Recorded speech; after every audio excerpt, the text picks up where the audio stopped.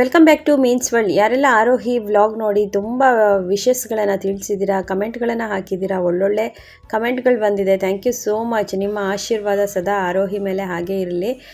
ನಿಮ್ಮ ಪ್ರೀತಿ ವಿಶ್ವಾಸಕ್ಕೆ ನಾನು ಯಾವಾಗಲೂ ಸದಾ ಆಭಾರಿಯಾಗಿರ್ತೀನಿ. ಹಾಗೆ ಆರೋಹಿ ಬರ್ತ್ಡೇಗಿಂತ ಒಂದು ದಿನ ಮುಂಚಿತವಾಗಿ ಯಾರೆಲ್ಲ ಗೆಸ್ಟ್ ಮನೆಗೆ ಬಂದಿದ್ದರು, ಸ್ವಲ್ಪ ಚನ್ನಬಸಪ್ಪದಲ್ಲಿ ಶಾಪಿಂಗ್ ಇತ್ತು, ಹಾಗಾಗಿ ನಾವು ಚನ್ನಬಸಪ್ಪಗೆ ವಿಸಿಟ್ ಮಾಡಿದ್ವಿ. ಹಾಗೆ ಸ್ವಲ್ಪ ಶಾಪಿಂಗ್ ಮಾಡ್ತಾ ಮಾಡ್ತಾ ಹಸುವಾಗ್ತಿದೆ ಅಂತ ಹೇಳಿಬಿಟ್ಟು ಬೆಣ್ಣೆ ದೋಸೆ ತಿನ್ನಲಿಕ್ಕೆ ಅಂತ ಬಂದಿದ್ವಿ. ನೋಡಿ, ದಾವಣಗೆರೆ ಬೆಣ್ಣೆ ದೋಸೆ ಹೊರಗಿಂದ ಬಂದವರೆಲ್ಲ ತುಂಬ ಇಷ್ಟಪಟ್ಟು ತಿಂತಾರೆ. ನಾವು ರೆಗ್ಯುಲರ್ ಆಗಿ ತಿಂತಿರ್ತೀವಿ, ಅಂತ ಸ್ಪೆಷಲ್ ಅನಿಸೋದಿಲ್ಲ. ಆದರೆ ಹೊರಗಿಂದ ಬರೋರಿಗೆ ಬೆಣ್ಣೆ ದೋಸೆ ಅಂದರೆ ತುಂಬ ವಿಶೇಷವಾಗಿರುತ್ತೆ. ಇದು ಕೊಟ್ಟೂರೇಶ್ವರ ಬೆಣ್ಣೆ ದೋಸೆ ಹೋಟೆಲ್ಲು, ತುಂಬ ಹಳೆ ಹೋಟೆಲ್ಲು. ನೋಡಿ, ಸೌದೆ ಒಲೆಯಲ್ಲೇ ಮಾಡುವಂತಹದ್ದು. ಇವರಿಗೆ ಸೌದೆ ಒಲೆಯಲ್ಲಿ ಮಾಡೋದ್ರಿಂದ ಗ್ಯಾಸ್ ಪ್ರಾಬ್ಲಮ್ ಯಾವುದೂ ಆಗಿಲ್ಲ ಅಂತ ನಾನು ಭಾವಿಸ್ತೀನಿ.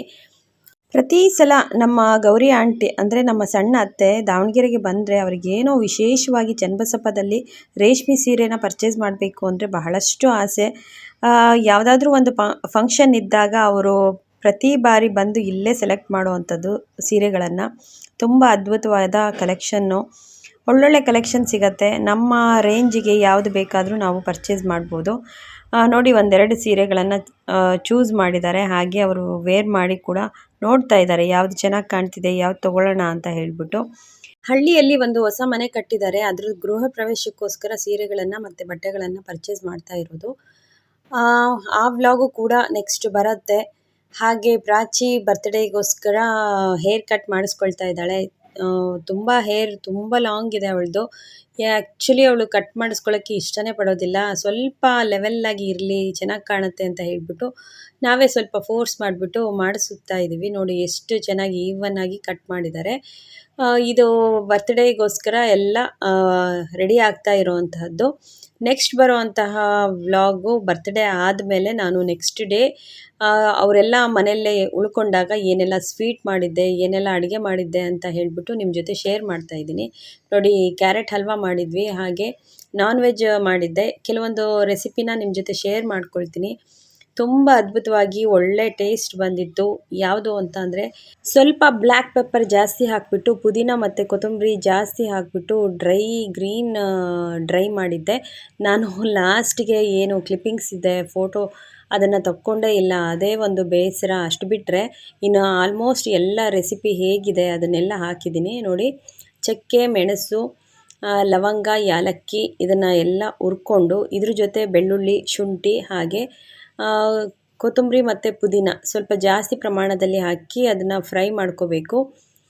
ಹೀಗೆ ಫ್ರೈ ಮಾಡ್ಕೊಳ್ತಾ ಇದ್ದರೆ ಘಮ ಘಮ ಅಂತ ಪರಿಮಳ ಬರುತ್ತೆ. ಇದು ನಮ್ಮ ಪ್ರಿಯಾಂಕಾ, ನಮ್ಮ ಮೈದನನ ವೈಫು. ಎಲ್ಲರೂ ಬಂದಿದ್ದರು, ಗೆಸ್ಟು ಸುಮಾರು ಇರೋದರಿಂದ ಒಳ್ಳೊಳ್ಳೆ ಅಡುಗೆಗಳನ್ನು ಮಾಡಿ ಅವರಿಗೆ ಆತಿಥ್ಯ ಕೊಡೋಣ ಅಂತ ಹೇಳಿಬಿಟ್ಟು ನನ್ನ ಉದ್ದೇಶ. ಹಾಗಾಗಿ ಅಡುಗೆಗಳನ್ನು ಮಾಡ್ತಾಯಿದ್ದೀನಿ. ಇದು ನಮ್ಮ ನಾದಿನಿ ರಕ್ಷಿತಾ. ಕ್ಯಾಮ್ರಾ ಇಟ್ಟಿರೋದು ಗೊತ್ತಿಲ್ಲ ಅವಳಿಗೆ, ಹಾಗೆ ಬಂದುಬಿಟ್ಟು ಕ್ಯಾಮ್ರಾ ಇಟ್ಕೊಂಡಿರೋದು ನೋಡಿಬಿಟ್ಟು ನಾಚಿಕೊಂಡು ಹಾಗೆ ನಿಮಗೆಲ್ಲರಿಗೂ ಹಾಯ್ ಮಾಡ್ತಾ ಇದ್ದಾಳೆ. ವಿಪರೀತ ಬಿಸಿಲಿರೋದ್ರಿಂದ ಎಲ್ಲ ಕಲ್ಲಂಗಡಿ ಹಣ್ಣು ಕಟ್ ಮಾಡಿದ್ವಿ. ಒಬ್ಬರೊಬ್ಬರೇ ಒಂದೊಂದೇ ಪೀಸ್ ತಿಂತಾ ಇದ್ದೀವಿ. ಹಾಗೆ ನಮ್ಮ ಪ್ರಿಯಾಂಕಾ ಕೂಡ ನನಗೆ ತುಂಬ ಚಾಪಿಂಗಲ್ಲಿ, ಕಟಿಂಗಲ್ಲಿ ಹೆಲ್ಪ್ ಮಾಡಿದರು. ಪ್ರತಿಯೊಂದೂ ಅವಳು ಹೆಲ್ಪ್ ಮಾಡಿದ್ಲು. ನಾನೇನು ಕುಕ್ ಮಾಡಿದೆ ಅಷ್ಟೇ.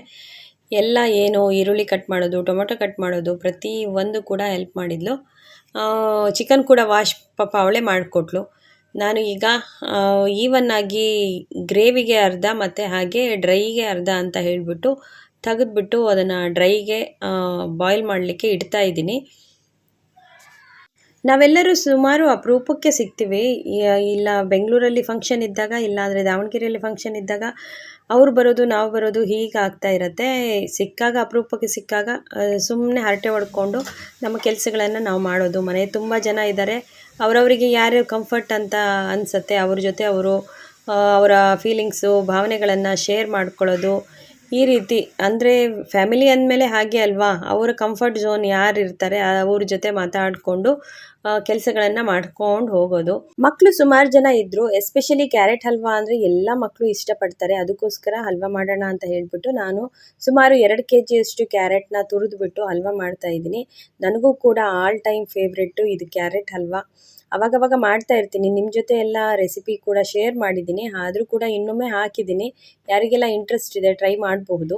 ಹಾಗೆ ಮಿಲ್ಕ್ ಮೇಡ್ ಕೂಡ ಹಾಕಿದರೆ ಇನ್ನೂ ರಿಚ್ ಆಗಿ ಬರುತ್ತೆ. ನಾನು ತುಂಬ ಸ್ವೀಟ್ ಆಗಿಬಿಡತ್ತೆ ಅಂತ ಹೇಳಿಬಿಟ್ಟು ಹಾಗೆ ಮಾಡ್ತಾಯಿದ್ದೀನಿ. ಚೆನ್ನಾಗಿ ಬಾಡಿದೆ, ಅದಕ್ಕೆ ಡ್ರೈ ಫ್ರೂಟ್ಸ್ ಹಾಕಿಬಿಟ್ಟು ಈಗ ಇಡ್ತಾ ಇದ್ದೀನಿ. ಈಗ ಚಿಕನ್ ಆಫ್ ಬಾಯ್ಲ್ ಚೆನ್ನಾಗಿ ಆಗಿದೆ. ನಾನು ಏನೆಲ್ಲ ಕೊತ್ತಂಬರಿ ಪುದೀನ ಹುರ್ಕೊಂಡಿದ್ನ ಅದರದ್ದು ಪೇಸ್ಟ್ ಮಾಡಿಬಿಟ್ಟು ಇದಕ್ಕೆ ಮಿಕ್ಸ್ ಮಾಡಿ ನೋಡಿ, ಇದಕ್ಕೆ ನೀರು ಹಾಕೇ ಇಲ್ಲ, ಚಿಕನ್ನೇ ನೀರು ಬಿಟ್ಕೊಂಡಿರುವಂತಹದ್ದು.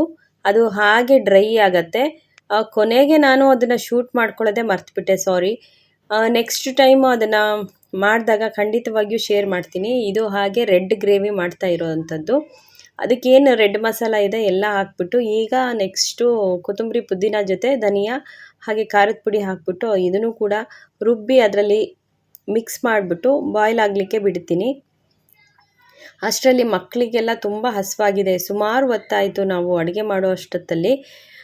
ಪ್ರತಿಯೊಂದನ್ನು ಜೋಡಿಸ್ಕೊಂಡು ಅಡುಗೆ ಮಾಡೋ ಅಷ್ಟೊತ್ತಲ್ಲಿ ತುಂಬ ಟೈಮ್ ಆಗಿಬಿಡುತ್ತೆ. ಆ್ಯಕ್ಚುಲಿ ನಾನ್ ವೆಜ್ ರೆಸಿಪಿ ಮಾಡಬೇಕಾದ್ರೆ ಎಲ್ಲ ರೆಡಿ ಇದ್ದರೆ ಮಾತ್ರ ಫಟ್ ಫಟ್ ಅಂತ ಆಗಿಬಿಡುತ್ತೆ. ಇಲ್ಲಾಂದರೆ ಸುಮಾರು ಪ್ರತಿಯೊಂದನ್ನು ಜೋಡಿಸ್ಕೊಂಡು ಮಾಡಬೇಕು ಅಂದರೆ ಲೇಟ್ ಆಗುವಂಥದ್ದು. ಮಕ್ಕಳಿಗೆಲ್ಲ ಹಸಿವಾಗಿದೆ, ಅದಕ್ಕೋಸ್ಕರ ಅವರಿಗೆ ಫಸ್ಟು ಊಟಕ್ಕೆ ಬಡಿಸಿರೋವಂಥದ್ದು.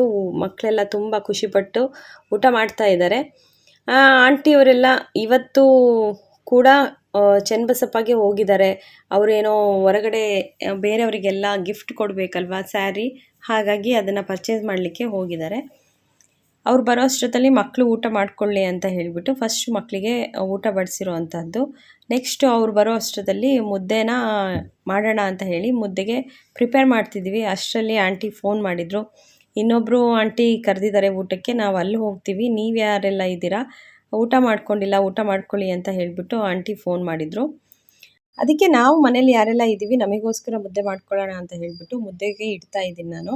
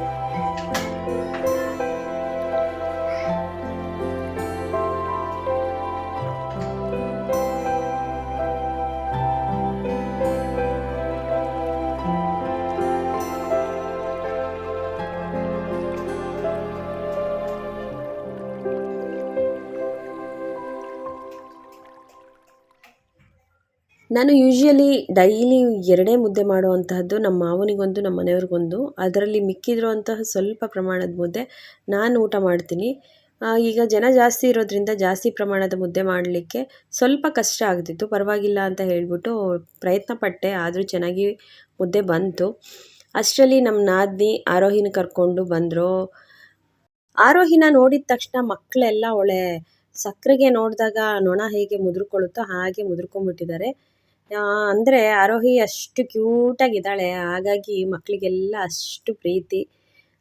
ಎಲ್ಲ ಮಕ್ಕಳೂ ಕೂಡ ನಮ್ಮ ಫ್ಯಾಮಿಲಿ ಇರುವಂತಹ ಎಲ್ಲ ಮಕ್ಕಳು ಅಷ್ಟೇ ತುಂಬ ಕ್ಯೂಟಾಗಿದ್ದರು. ಅಲ್ಲಿ ನೋಡ್ತಾ ಇರ್ಬೋದು ಪ್ರಾಚಿ, ಪ್ರಧಾನು, ಭುವನ್ನು, ಹಾಗೆ ಅಲ್ಲಿ ಹಿಂದೆ ಕೂತಿದ್ದಾನೆ ಚೆರ್ರಿಶು. ಇವರೆಲ್ಲರೂ ಅವರ ಬಾಲ್ಯದಲ್ಲಿ ಈಗಲೂ ಎಲ್ಲ ಬಾಲ್ಯದಲ್ಲೇ ಇದ್ದಾರೆ ಮಕ್ಕಳು. ಅಂದರೆ ಅವರೆಲ್ಲ ಮಗು ಇದ್ದಾಗ ಎಲ್ಲ ಮಕ್ಕಳು ಅಷ್ಟೇ ತುಂಬ ಕ್ಯೂಟಾಗಿದ್ದರು. ಪ್ರತಿಯೊಬ್ಬರು ಮಕ್ಕಳು ಅವರವರ ಟೈಮ್ನಲ್ಲಿ ಹೇಗೆ ಅವರು ಹುಟ್ಟಿದಾಗ ಇಷ್ಟೇ ಫೇವ್ರೆಟ್ಟು ಎಲ್ಲರೂ ಕೂಡ. ಹಾಗೆ ಈಗ ಆರೋಹಿ ಟೈಮು. ಈಗೆಲ್ಲರೂ Aarohi centre of the attraction ಆಗಿದ್ದಾರೆ ಆರೋಹಿ. ಬ್ಯಾಂಗಲ್ ಬಂಗಾರಿ ಸಾಂಗ್ ಹಾಕಿಬಿಟ್ರೆ ಆರೋಹಿ ಎಷ್ಟು ಚೆನ್ನಾಗಿ ಡ್ಯಾನ್ಸ್ ಮಾಡ್ತಾರೆ ಅಂದರೆ, ಇಷ್ಟು 1 ವರ್ಷದ ಮಗು ಇದೆ, ಅಷ್ಟು ಇಷ್ಟ ಅವಳಿಗೆ ಬ್ಯಾಂಗಲ್ ಬಂಗಾರಿ ಸಾಂಗು. ಹಾಗೆ ಸಾರಿ ಕೇಳು ಅಂದರೆ 2 ಕೈನ ತಲೆ ಹತ್ರ ಇಟ್ಕೊಂಡು ಸಾರಿ ಕೇಳ್ತಾಳೆ, ನೋ ಅಂತಾಳೆ. ಏನು ಸಣ್ಣ ಸಣ್ಣ ಆ್ಯಕ್ಟಿವಿಟೀಸ್ಗಳನ್ನು ಎಲ್ಲ ಮಾಡೋದು ನೋಡಿದರೆ ನಮಗೆ ಖುಷಿ ಆಗತ್ತೆ. ಎಲ್ಲವನ್ನು ಬಿಟ್ಬಿಟ್ಟು ಬರೇ ಅವಳನ್ನೇ ನೋಡ್ತಾ ಇರ್ತೀವಿ. ಎಷ್ಟು ದೃಷ್ಟಿ ಆಗುತ್ತೋ ಏನೋ ಅಂತ ನಮಗೆ ಅನ್ನಿಸ್ಬಿಡುತ್ತೆ. ಇಲ್ಲಿ ನೋಡಿ, ಪ್ರಧಾನ್ ನೋ ಅಂತಿದ್ದಾನೆ, ಅವಳು ನೋ ಅಂತಾಳೆ. ಈಗ ಹೊಡಿಯಕ್ಕೆ ಹೋಗ್ತಾಳೆ. ಸಾರಿ ಕೇಳು ಅಂದಿದ ತಕ್ಷಣ ನೋಡಿ ಹೇಗೆ ಕಿವಿ ಇಟ್ಕೊಳ್ತಾಳೆ. ಹೀಗೆ ನೋಡಿ ಮಕ್ಕಳು ಇಡೀ ದಿನ ಅವಳ ಹತ್ರ ಹೀಗೆ ಮಾಡಿಸ್ತಾನೆ ಇರ್ತಾರೆ. ಅದನ್ನ ನೋಡಲಿಕ್ಕೆ ಖುಷಿ ಆಗತ್ತೆ. ಪ್ರತಿಯೊಬ್ಬರು ಮಕ್ಕಳು ಅಷ್ಟೇ ಅಲ್ವಾ, ಒಂದೊಂದು ಸ್ಟೆಪ್ ಬೈ ಸ್ಟೆಪ್ಪು ಅವರು ಹೇಗೆ ಗ್ರೋತ್ ಆಗ್ತಿರ್ತಾರೆ ಅವ್ರನ್ನ ನೋಡಲಿಕ್ಕೆ ತುಂಬ ಖುಷಿ ಆಗುತ್ತೆ. ಯಾರಿಗೆಲ್ಲ ವಿಡಿಯೋ ಇಷ್ಟ ಆಯಿತು ಲೈಕ್ ಮಾಡಿ, ಶೇರ್ ಮಾಡಿ, ಕಮೆಂಟ್ ಮಾಡಿ, ಸಬ್ಸ್ಕ್ರೈಬ್ ಮಾಡೋದು ಮರಿಬೇಡಿ ದಯವಿಟ್ಟು. ಸುಮಾರು ಜನ ಒಳ್ಳೊಳ್ಳೆ ಕಮೆಂಟ್ಗಳನ್ನು ಹಾಕ್ತಾ ಇದ್ದೀರಾ, ತುಂಬ ಖುಷಿ ಆಯಿತು. ಹೀಗೆ ಸಪೋರ್ಟ್ ಮಾಡ್ತಾಯಿರಿ. ಹಾಗೆ ಸ್ವಲ್ಪ ವ್ಯೂಸ್ ಜಾಸ್ತಿ ಆದರೆ ಇನ್ನೂ ಖುಷಿ ಆಗುತ್ತೆ. ವ್ಯೂಸ್ ಜಾಸ್ತಿ ಆಗಬೇಕು ಅಂದರೆ ನೀವು ಫ್ರೆಂಡ್ಸ್ ಜೊತೆ, ಫ್ಯಾಮಿಲಿ ಜೊತೆ ವೀಡಿಯೋಸ್ನ ಶೇರ್ ಮಾಡಿದರೆ ಖಂಡಿತ ವ್ಯೂಸ್ ಜಾಸ್ತಿ ಆಗುತ್ತೆ. ಇದರಿಂದ ನನಗೆ ತುಂಬ ಹೆಲ್ಪ್ ಆಗುತ್ತೆ. Thank you so much. ಯಾರಿಗೆಲ್ಲ ವಿಡಿಯೋ ಇಷ್ಟ ಆಗಿದರೆ ದಯವಿಟ್ಟು ಕಮೆಂಟ್ ಮಾಡಿ, ಲೈಕ್ ಕೊಡೋದು ಮರಿಬೇಡಿ. Bye bye, take care.